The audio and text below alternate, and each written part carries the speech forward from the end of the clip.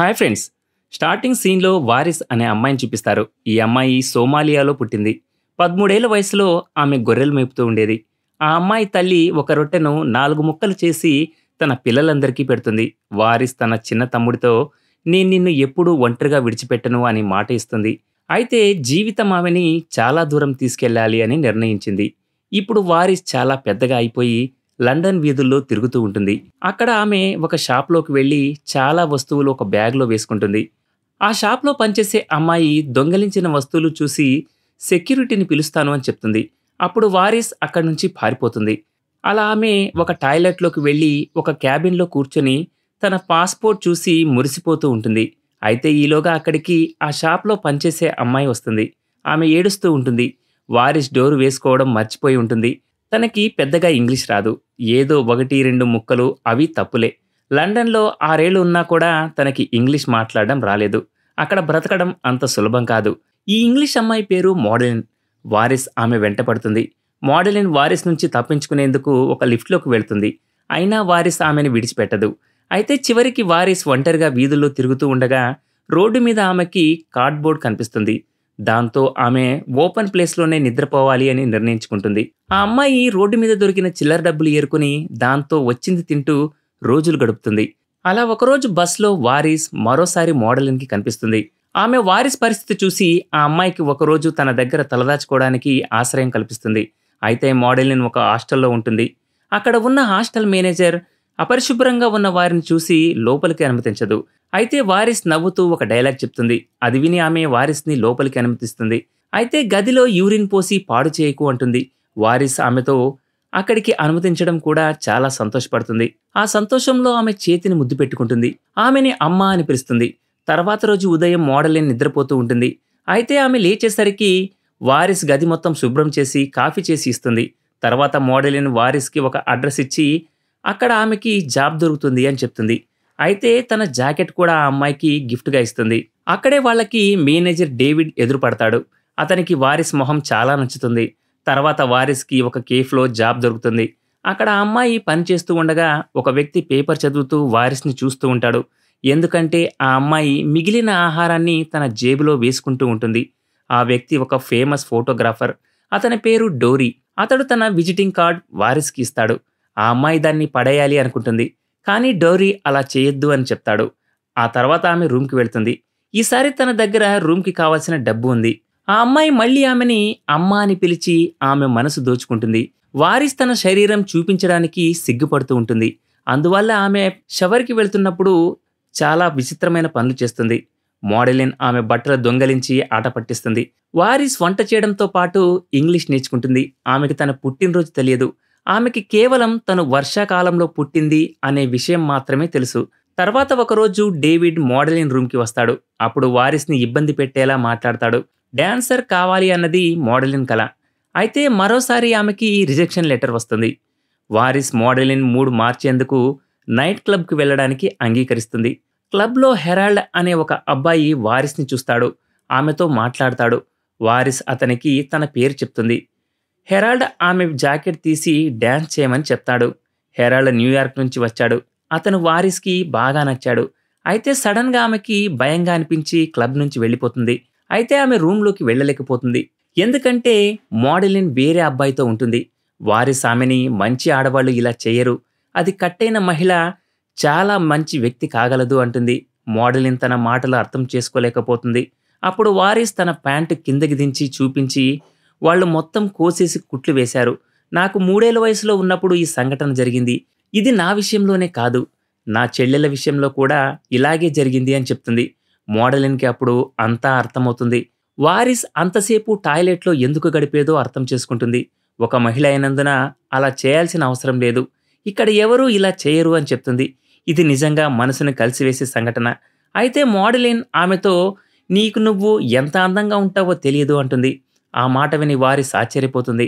ఆమె మోడలిన్ని నువ్వు గొర్రె చర్మం ఎందుకు తింటున్నావు అంటుంది. అప్పుడు మోడలిన్ వారి చేతిలో ఉన్న కార్డు చూసి తిట్టి ఇతను ఫేమస్ ఫోటోగ్రాఫర్. ఇతని ద్వారా నువ్వు చాలా డబ్బులు సంపాదించవచ్చు అని చెప్తుంది.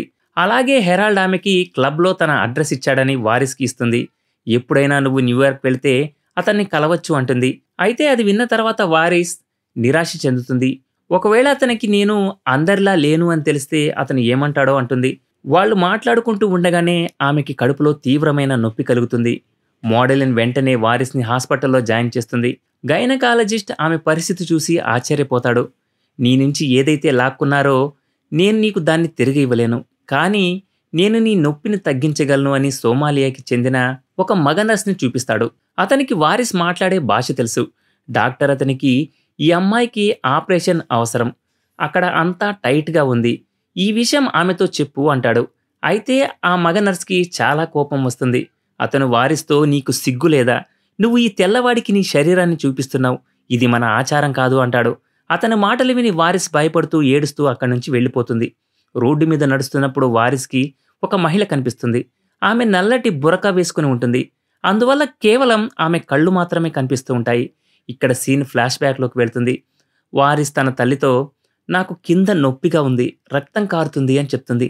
దానికి ఆమె తల్లి ఇది మంచి విషయం, ఇప్పుడు నువ్వు పెళ్లికి సిద్ధంగా ఉన్నావు అంటుంది. తర్వాత వారిస్ని ఒక ముసలి వ్యక్తి దగ్గరికి తీసుకుని వెళ్తారు.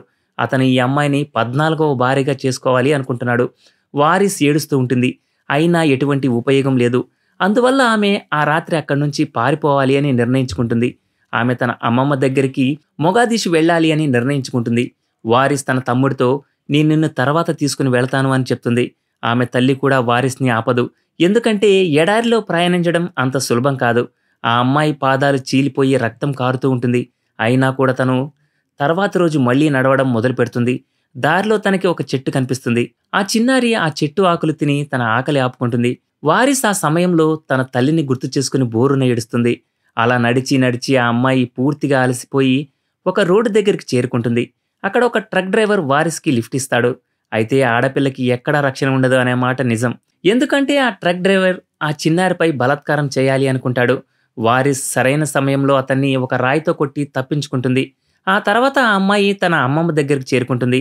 వారిస్ అమ్మమ్మ తనకి భోజనం పెట్టి ఏ పిల్లలు అయితే ఇంత కఠినమైన దూరం ప్రయాణం చేయగలరో వాళ్ళు ఏదో ఒకటి సాధిస్తారు, నువ్వు మళ్ళీ అక్కడికి తిరిగి వెళ్ళకూడదు అని చెప్తుంది. వారిస్ అమ్మమ్మ బాగా డబ్బున్న వ్యక్తి.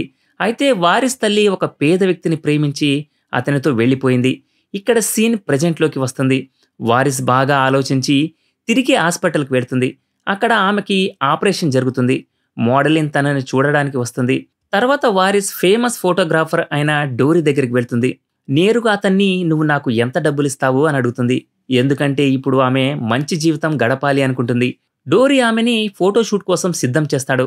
అయితే ప్రతి ఫ్లాష్ లైట్కి ఆమె కళ్ళు మూసుకుపోతూ ఉంటాయి.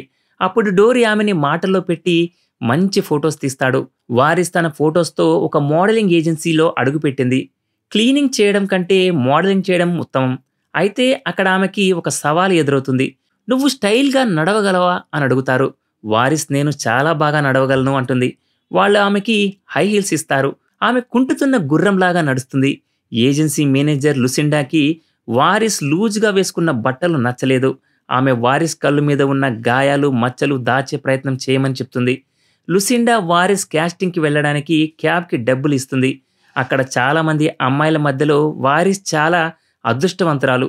ఎందుకంటే డోరీ ఆమెని సిఫార్సు చేశాడు. చాలా ఫోటోషూట్స్ చేసిన తర్వాత లుసిండా వారిస్కి మంచి భవిష్యత్తు ఉందని చెప్తుంది. ముందు ప్యారిస్, తర్వాత అమెరికాలో 2 క్యాంపింగ్స్, ఇంకోవైపు డాన్సర్ అవ్వాలనే మోడలింగ్ కల చెదిరిపోయింది. వారిస్ ఆమెకి మంచి వాచ్ గిఫ్ట్గా ఇచ్చింది. హాస్టల్ రూమ్లో వారిస్ మోడలింగ్ సహాయంతో హిల్స్ వేసుకుని నడవడం నేర్చుకుంది. అయితే లుసిండా వారిస్ మీద చాలా కోపడుతుంది. ఎందుకంటే గత 6 సంవత్సరాలుగా ఆమె పాస్పోర్ట్ ఎక్స్పైర్డ్ అయిపోయింది, కాబట్టి నిన్ను రిజెక్ట్ చేశారు అని తిడుతుంది. ఈ అవకాశం డేవిడ్ ఉపయోగించుకుని వారిస్కి ప్రపోజ్ చేస్తాడు. అతన్ని పెళ్లి చేసుకుంటే ఈ ప్రాబ్లం సాల్వ్ అవుతుందని. అయితే హాస్టల్ లేడీ మేనేజర్ నకిలీ పాస్పోర్ట్ తయారు చేసే వ్యక్తిని పట్టుకొస్తుంది. వారిస్ ప్యారిస్ వెళ్ళడానికి సిద్ధంగా ఉంది. అయితే ఎయిర్పోర్ట్లో పోలీసులు ఆమెను పట్టుకుంటారు. జైల్లో వారిస్ తన అమ్మమ్మని గుర్తు చేసుకుంటుంది. తన అమ్మమ్మ పని కోసం వారిస్ని యూరప్ పంపించింది. తను తన తమ్ముడిని సోమాలియాలోనే వదిలేసి వచ్చింది. అయితే తనని సోమాలియా దూత వాస్ తీసుకుని వెళ్తారు.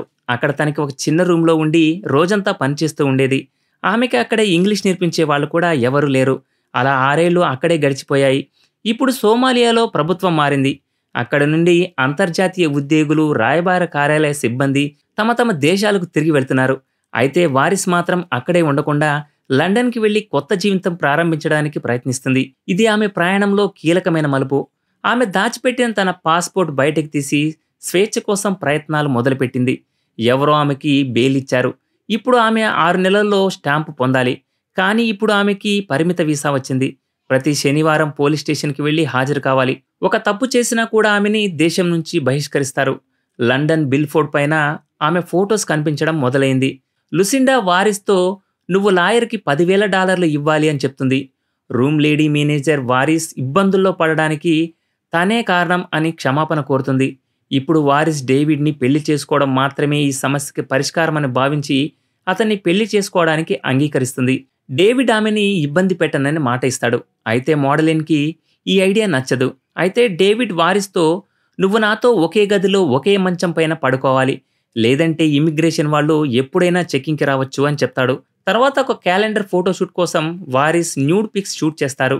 డోరీ ఈ ఫోటోషూట్ బాగా వస్తే నీ లైఫ్ మారిపోతుంది అని చెప్తాడు. వారిస్ తన మీద నమ్మకం ఉంచి మంచిగా ఆ ఫోటోషూట్ పూర్తి చేస్తుంది. వారిస్ మళ్ళీ హెరాల్డ్‌ని కలుసుకోవాలని కలలు కంటూ ఉంటుంది. కానీ ఆమె తలరాతలో డేవిడ్ వచ్చాడు.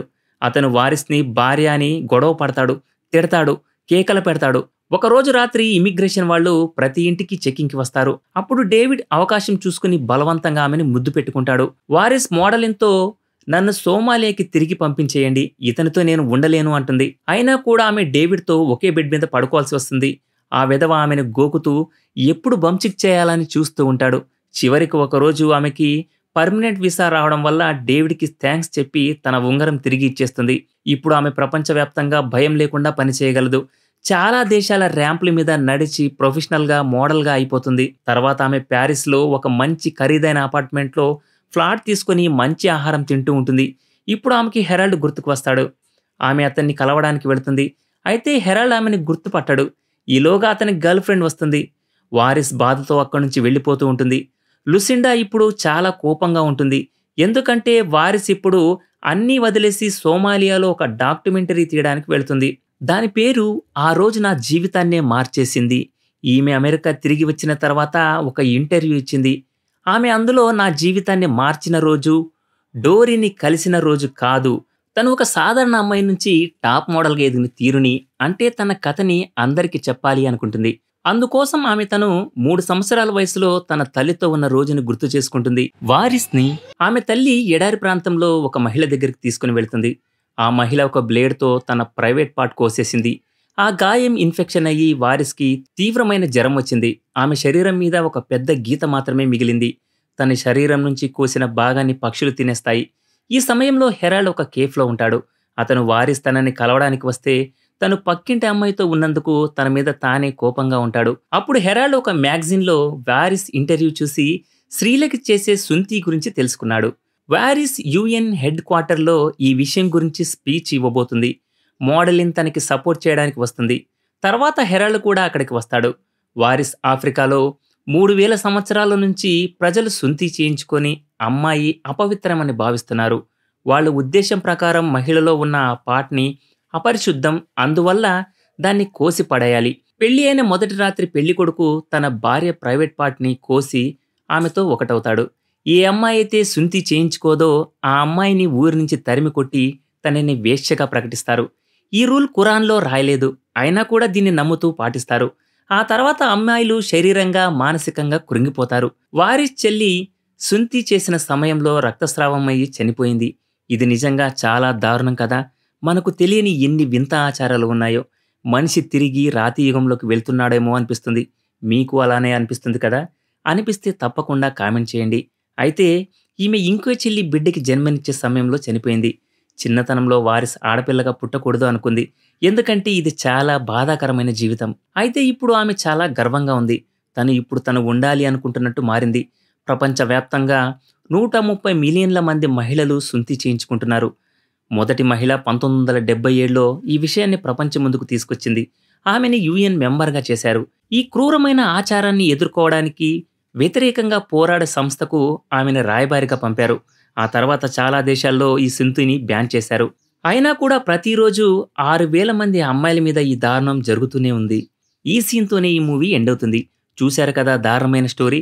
ఇలాంటి మరిన్ని ఇంట్రెస్టింగ్ స్టోరీల కోసం ఛానల్ని సబ్స్క్రైబ్ చేయండి. Thanks for watching.